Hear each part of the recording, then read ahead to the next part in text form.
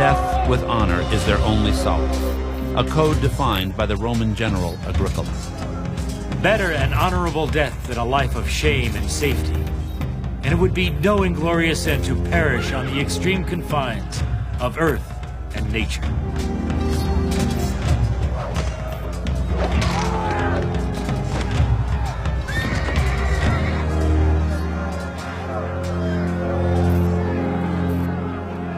Guerrilla warfare takes its toll on Massicus and his comrades. It may have also had a brutalizing impact on life inside Vindolanda itself. You've just got the head thrown in a ditch with the domestic rubbish, which, quite frankly, is appalling. Additional finds lead the Burleys to rethink the grisly mystery of the severed head. They begin to wonder whether the skull belongs to a Roman murdered by one of his own. We can see the horrific injuries that this person has sustained in the last moments of this person's life. In particular is this fairly clean cut to the right-hand side of the skull, but also very visible. The other side of the head was repeatedly attacked with a blunt instrument while the person was falling. At the scene of the crime, another lead emerges.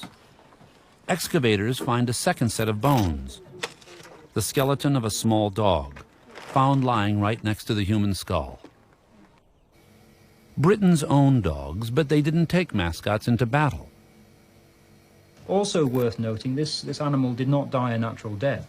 And if we look in particular at this side of the skull, you can see that the animal's been poleaxed in a very similar fashion to the human next door. It's quite possible that this animal died in the defense of the owner.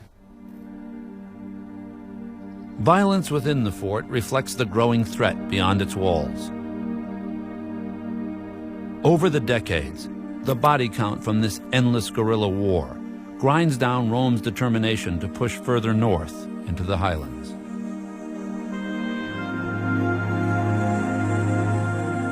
A new emperor wants to cut Rome's losses without losing face, but his colossal solution drives the men of Vindolanda up the wall.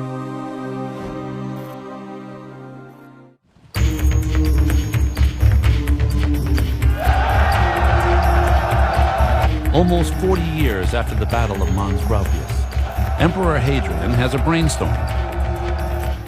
Replace a wall of Roman soldiers with a wall of stone.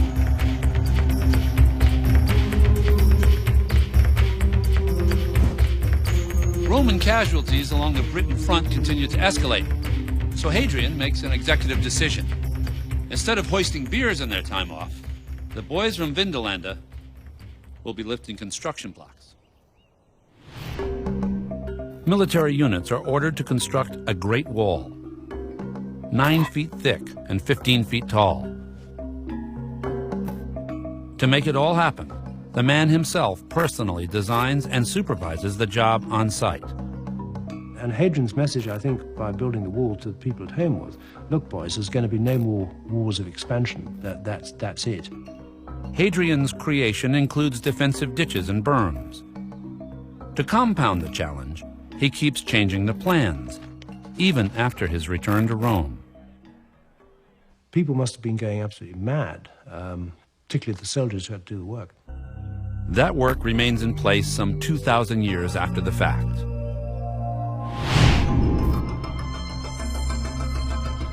Hadrian's Wall runs 73 miles, from the Irish Sea to the North Sea. Today, it's a World Heritage Site and a mecca for cross-country hikers. But for those who built it, the wall was a great scar of stone, a monument to the lowered expectations of imperial Rome. Carved into the walls at Vindolanda is a more earthy symbol of Roman arrogance. We find an astonishing specimen 12 inches long, so pointing at the enemy, as it were, more or less meaning up yours. So rich are the finds at Vindolanda, it will take an estimated 200 years to complete the excavation. On their watch, the Burleys are more than happy to take things a day at a time.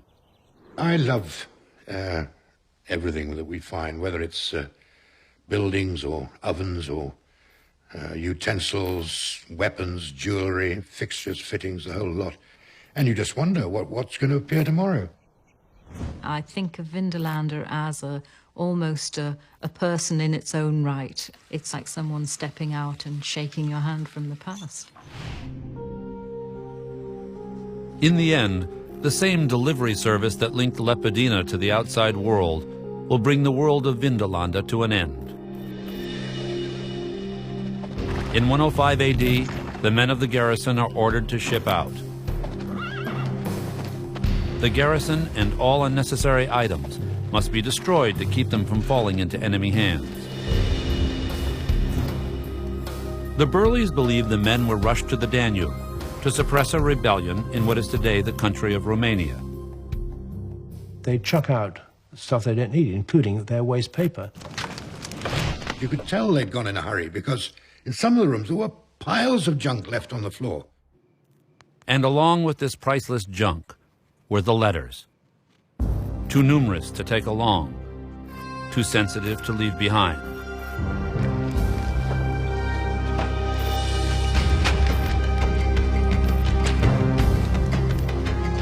But as the fires of Vindolanda begin to consume the diary of a Roman garrison, Vindolanda's cruddy, miserable, and notorious weather, the bane of future archaeologists, intercedes.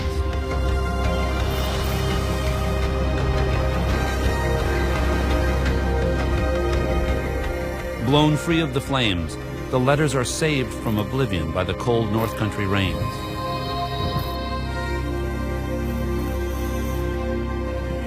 Ultimately, a new fort is built on the same site by replacement troops.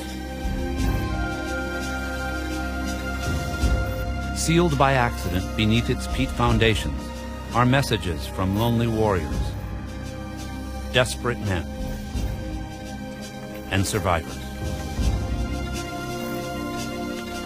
Letters from the Roman front, words, feelings, and hopes, written not by heroes or monsters, but by human beings.